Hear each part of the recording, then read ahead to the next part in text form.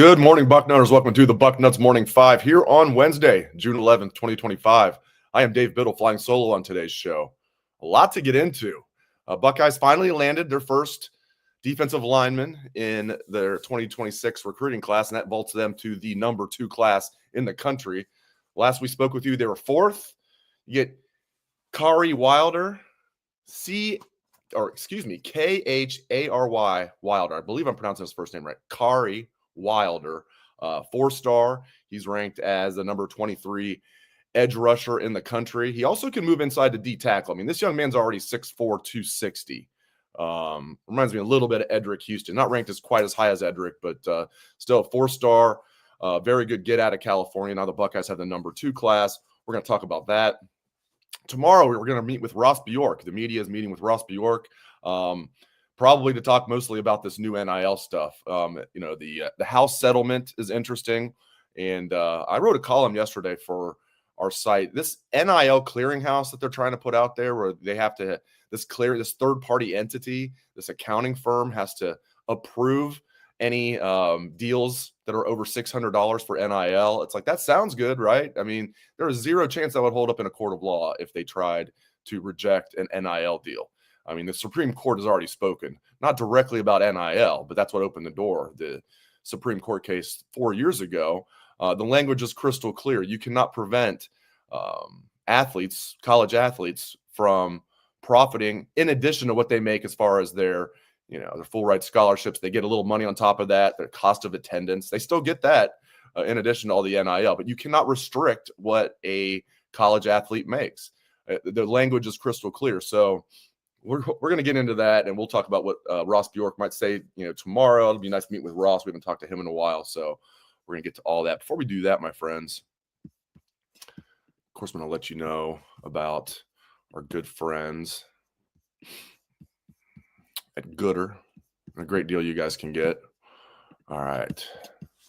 Sorry, I'm a little slow on the trigger here. Here we go.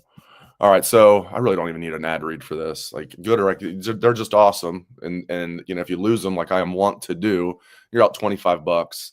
Not a big deal. And I noticed gas station sunglasses, which I'm not afraid to admit used to be my go-to. Even those are sometimes like $19.99 now. So you're paying $20 for gas station. Get yourself some Gooder.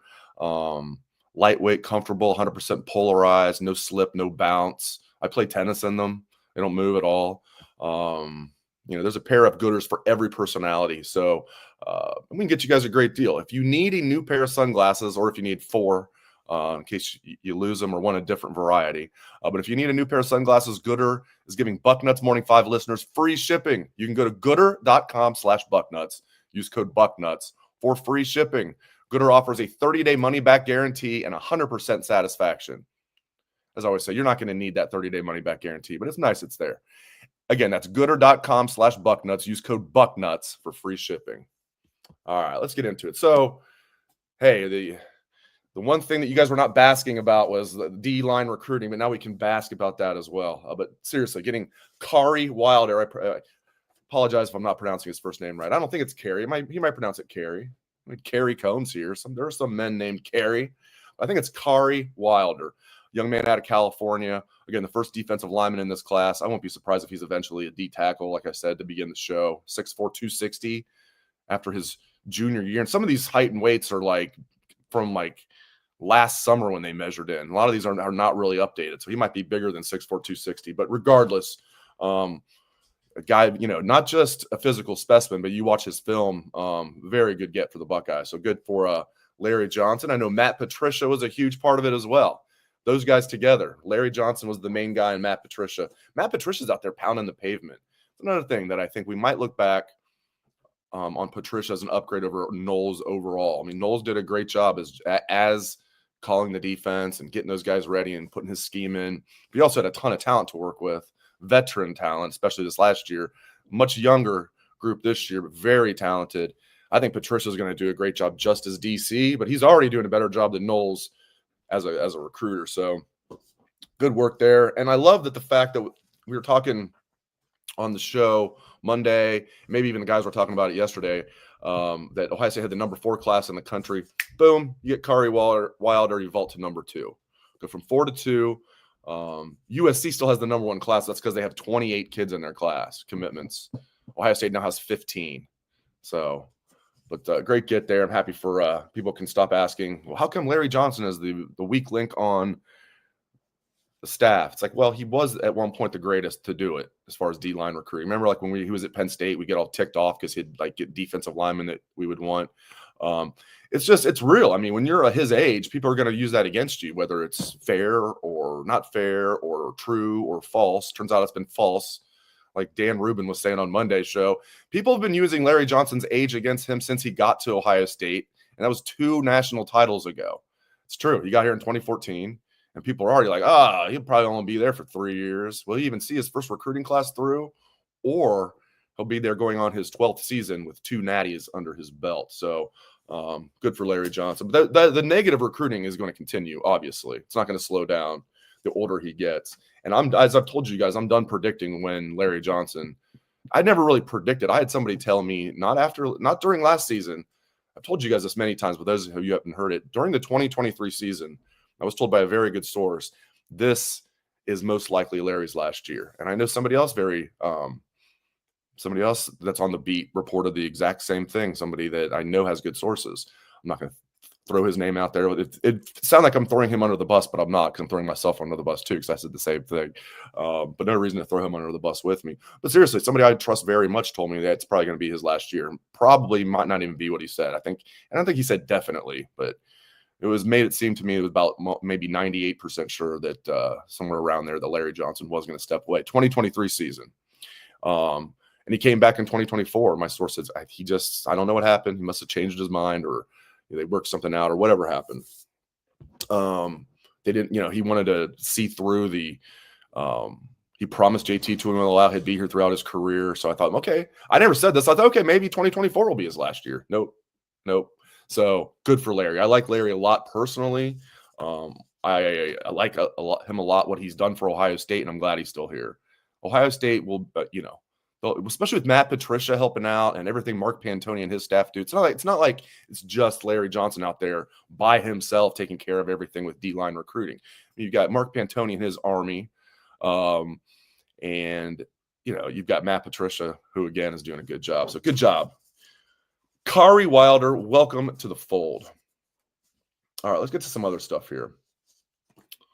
All right, so this NIL clearinghouse that they're trying to put in has no chance of holding up in a court of law. What they're banking on, if a kid signs this ridiculous, say a car dealership gives a kid $1 million and he doesn't really do ads. He's just, maybe he does a few ads, but they deem it's not really market value. I mean, how are you going to tell a kid that that's not his market value? Your market value in a capitalist society is whatever anybody's willing to pay you. Okay. You can't just arbitrarily say, well, that's not his market value, so we're going to reject that deal. But if they try that, because right now this third-party accounting firm that the NCAA is using, they think that they're going to have the power to reject NIL deals. Well, I'm here to tell you the first time that they try to do that, that kid will take them to court, and that kid will 100% win, because the Supreme Court spoke on this 4 years ago. Again, not directly about NIL, but this falls into it. This is why we even have NIL. This is why everything exploded after that. That 2021 Supreme Court case, crystal clear. Also, it was a unanimous decision. If you follow the Supreme Court even a little bit, unanimous decisions is not typically how things go. It's not extremely rare, but they were 9-0 on this. They all agreed. And the language is crystal clear. I went back to read it. It's like, is there some loopholes here? There's no loopholes. It flat out says that the NCAA cannot restrict athletes from profiting in addition to their scholarships. That's exactly what NIL is. That's exactly what this clearinghouse would be doing if they tried to cap it, or if they said, it's not market value. You can't give this kid $1 million.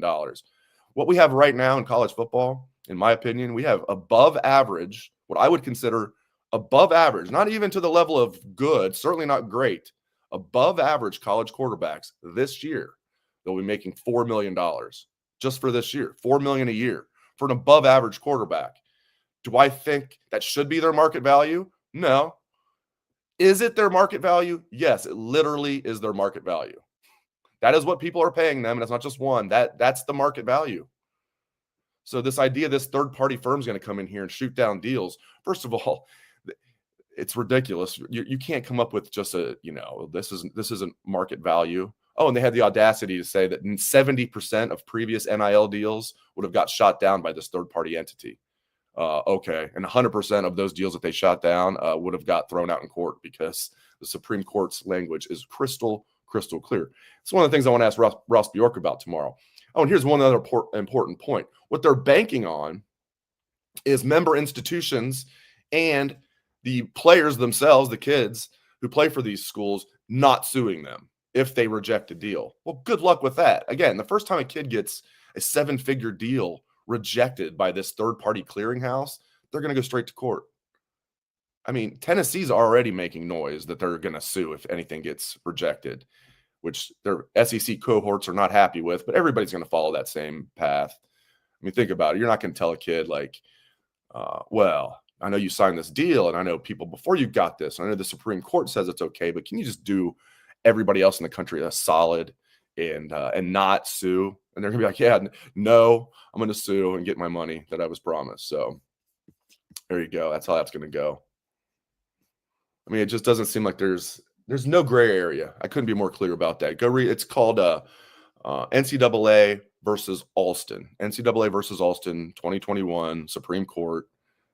The language is crystal clear. You don't have to be a lawyer. You don't have to play one on podcast to understand that the language is crystal clear. The language is also crystal clear at Mando, and we can get you guys a great deal. And it's a different deal than what we've been giving you. We've been promoting Mando for a while, a couple years, and it's America's #1 whole body deodorant for men. I highly recommend it.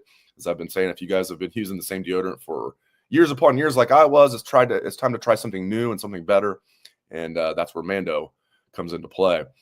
If you want to try America's #1 whole body deodorant for men right now, you can find it at Walmart, Target, Meijer, and other major retailers. But for the best deal, still go to shopmando.com. Mando's starter pack is perfect for new customers. It comes with a solid stick deodorant, cream tube deodorant, 2 free products of your choice, and free shipping. As a special offer for our listeners, new customers get 20% off site-wide with our exclusive code. Use code Bucknuts at shopmando.com for 20% off site-wide plus free shipping. shopmando.com. Please support our show and tell them that we sent you. Mando's got you covered with deodorant plus sweat control. Say goodbye to sweat stains and hello to long-lasting freshness. Got to smell good, my friends. You got to smell good. All right. So it's going to be interesting talking to Ross Bjork about this. You know, and he's got it. He can't come out there and be like, yeah, there's no way that this would hold up in court. But he knows that. He's very smart. I'm gonna say he's not dumb. He's very intelligent. He knows. I'm curious what he's gonna say about that, though. I'm sure I won't be the only one to ask him. If I am the only one to ask him, I'm the only one to ask him. But there's just no possible way that would hold up in court. And banking on every player in the country just stepping in line and saying, no, we won't sue. Like, I mean, they didn't agree to that. These kids didn't agree to that. I mean, you had Ed O'Bannon, who kind of started this whole thing. He sued like retroactively. I mean, you don't think kids in real time, when they've seen guys come before them, guys that are on the team right now, you know, making 7 figures, and someone's going to come in and say, reject their deal. And another thing that this is going to do, there's been a lot of stories about this.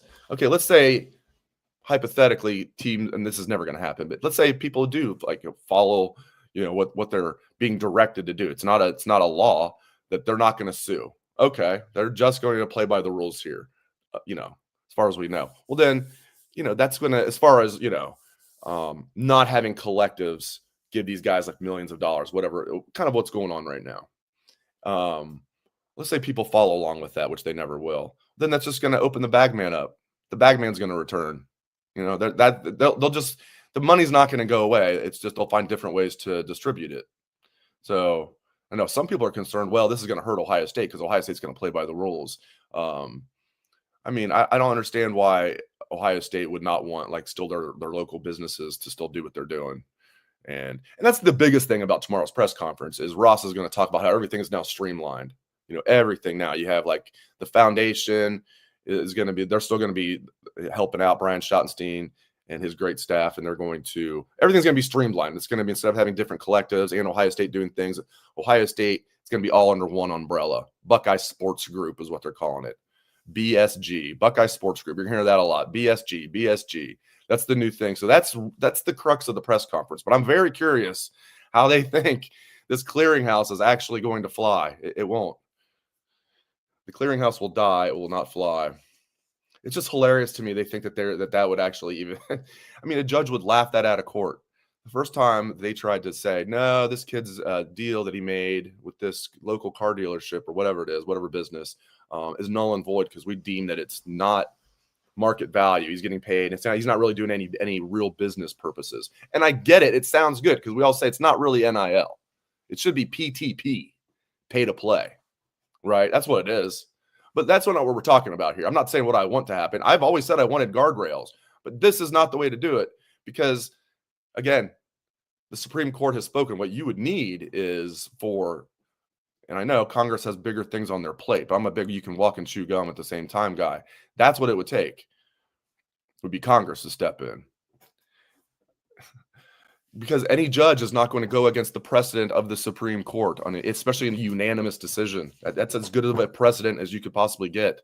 Okay, and they've said flat out, the NCAA cannot restrict its athletes from profiting in addition to their scholarships. That's exactly what this clearinghouse would be doing. It would be restricting athletes from profiting. You can't tell them how much they can make. Again, do I like that? Like Carson Beck is making $4 million a year, and that's kind of set the market for above average quarterbacks. No, I think it's ridiculous, but that is his market value. And if they tried to say, no, that's null and void, you can't pay him $4 million, he would take him to court, and Miami and Carson Beck would 100% win. So good luck with all that. But I'm really curious to see what Mr. Ross Bjork has to say about that and much more tomorrow. Yeah, I'm looking just at some. It's really hard to see the comments when I'm doing this solo. But yeah, Richie on YouTube. No chance this holds up. Official employment and collective bargaining is the only way. Yeah, that's another thing. Collective bargaining would be the other thing. I said would have to be Congress stepping in. Yeah, they did collective bargaining, then that would take care of it. But yeah, I mean, again, the language. It's not like there's any gray area with the language the Supreme Court used, both in their decision and then their opinions after the fact. There's no gray area. There's no loopholes. You can't just bank on these people not suing.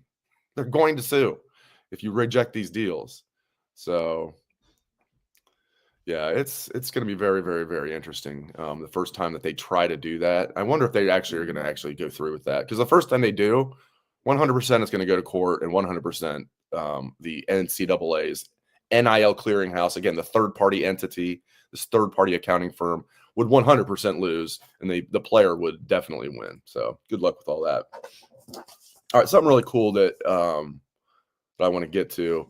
So I have not been a fan of – I don't even watch College GameDay. I haven't watched it forever. I mean, I've watched bits and pieces here and there if they have like an Ohio State segment. I mean, when I was in college, I loved it. In fact, I was at the Penn. I don't think we ended up going to the set of Game Day, which is we should have. Maybe we did. I can't remember. But I was at that Penn State game. Lee Corso's first time he put a headgear on, and it was Brutus Buckeye.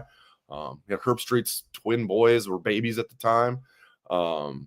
That's when Game Day was good, right? And I was at that Penn State game. Buckeyes won 38-7, and it was raining like crazy. If anybody was there, you guys remember. It was raining like crazy at kickoff, and we were going crazy. We were like whooping it up. I mean, this is, obviously I wasn't on the beat yet. And I was in college. I was an Ohio State student, and we were going nuts at kickoff. It was pouring down rain.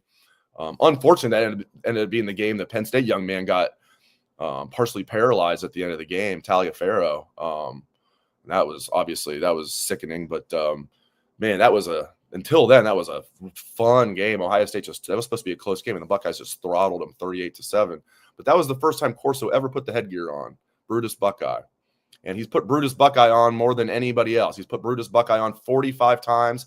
He's put the Alabama headgear on 38 times.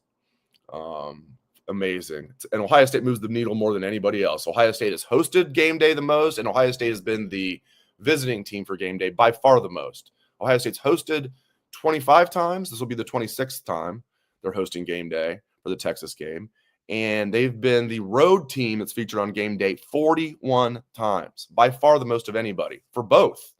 So 25 is the most to host. 41 times they've been the road team. Who moves the needle most in college football by far? Ohio State. I'm not breaking news to you guys, but say it louder for the people in the back, that type of thing.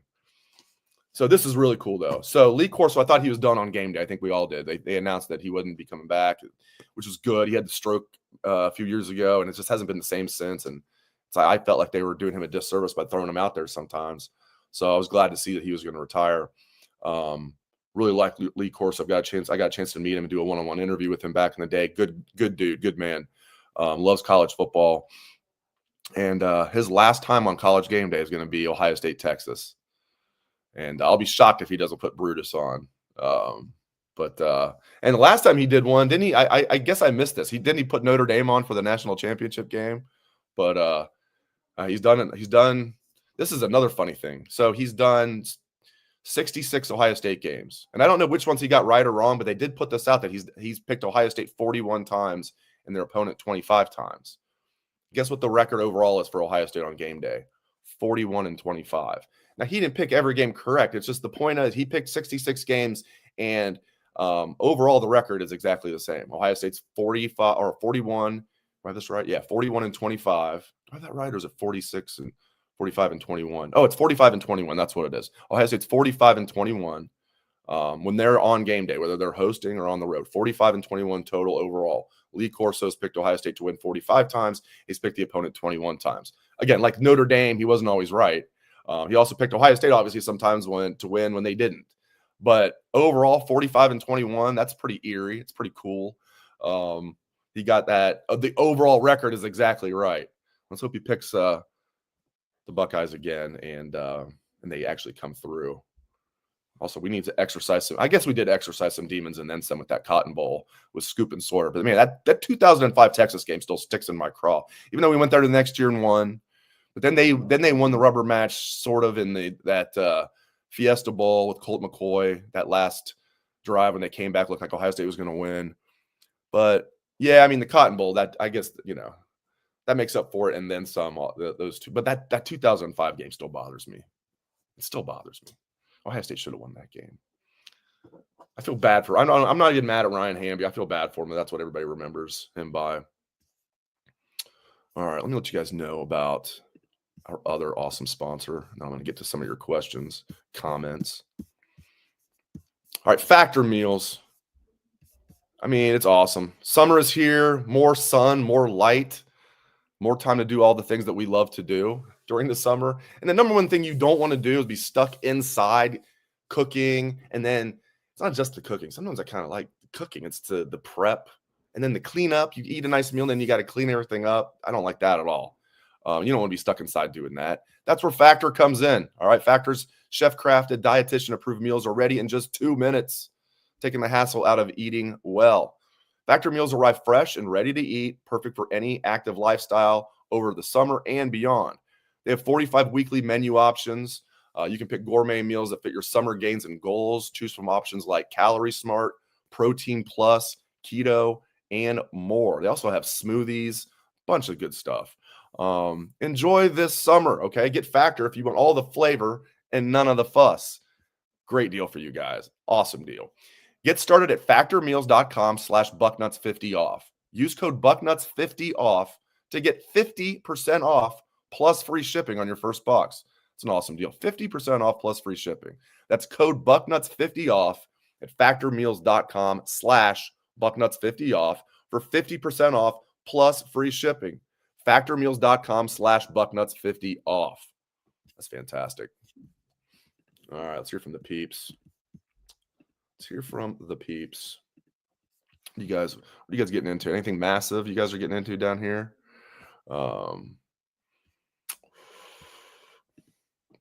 I don't have a good feeling on that. Brian on Facebook, who do I expect will commit next? I tell you what, I wish I had the dean on right now on speed dial. Is that still a thing? People say speed dial. Everything is speed dial. Or I hear people say he can make people miss in a phone booth. It's like we can't use that phrase much longer. People aren't even going to know what a phone booth is. I got them on speed dial.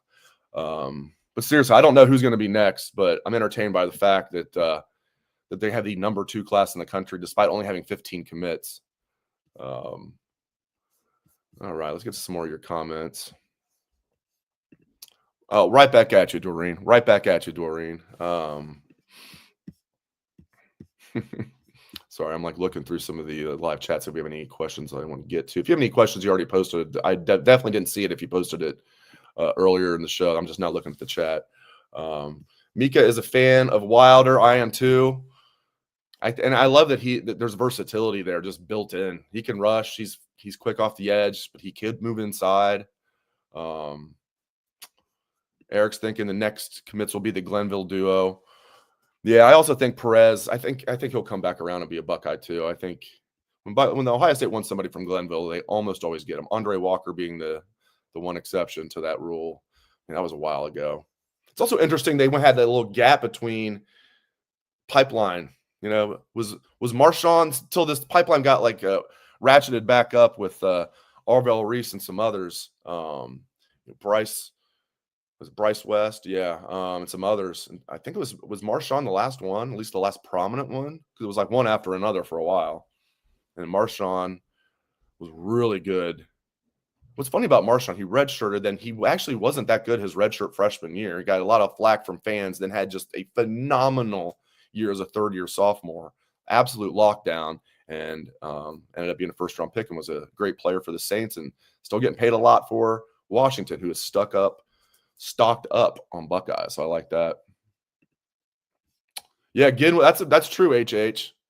Hollywood Hagger, Ginn was gone. That's true. That was a big factor, but now it's back up and running. Buck Rational, my guy. What's the toughest game next year? I mean, probably Texas.